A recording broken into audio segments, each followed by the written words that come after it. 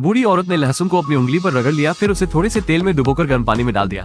इसे 5 मिनट के लिए गर्म पानी में उबालें और फिर इसे बाहर निकालें। फिर उसने इसे एक पट्टी से लपेट लिया। कुछ दिनों के बाद बूढ़ी महिला ने पट्टी खोली, उंगली और भी बदसूरत हो गई। इसने बूढ़ी औरत को हताश और दुखी बना दिया। पिछले शुक्रवार को बूढ़ी औरत बाहर गा रही थी। राजा ने उसका गाना सुना। राजा तुरंत मुग्ध हो गया। राजा उसका चेहरा देखने वाला ही था, लेकिन जब तक बूढ़ी औरत अपने घर के अंदर जाने लगी, लेकिन इससे राजा ने सोचा यह महिला कोई और होगी। इसलिए जब वो महल में लौटा तो वो तुरंत उसके आदमी को कीमती हार देने के लिए भेजता है। बूढ़ी औरत को हार मिलने के बाद बहुत खुशी होती है। वो उसे पहन लेती है। वो आईने में अपने आप को देखती है। उसे ऐसा लग रहा था मानो वो फिर से 18 साल की हो गई हो। लेकिन फिर उसकी बहन ने उसे हार वापस करने के लिए कहा और कहा दिन में सपने देखना बंद कर दो। लेकिन बूढ़ी औरत को लगा कि यह उसके भाग्य को बदलने का एकमात्र मौका है। वो इस अवसर को जाने नहीं दे सकती थी। जब रात में राजा उसके दरवाजे पर आया, वो सुंदर लड़की को देखने के लिए तैयार था। राजा ने अंदर से कोई प्रतिक्रिया नहीं देखी, इसलिए वो दरवाजे पर चिल्लाया। फिर बूढ़ी औरत समझाने के लिए दौड़ी, मैं सिर्फ एक गरीब लड़की हूँ, मैं मालिक के लायक नहीं हूँ। राजा ने जब उसकी आवाज सुनी तो राजा की इच्छा मजबूत और मजबूत हो गई। बूढ़ी औरत ने राजा को इसी समय परसों फिर से आने के लिए कहा और कहा पहले वो अपनी एक उंगली उसे दिखाएगी।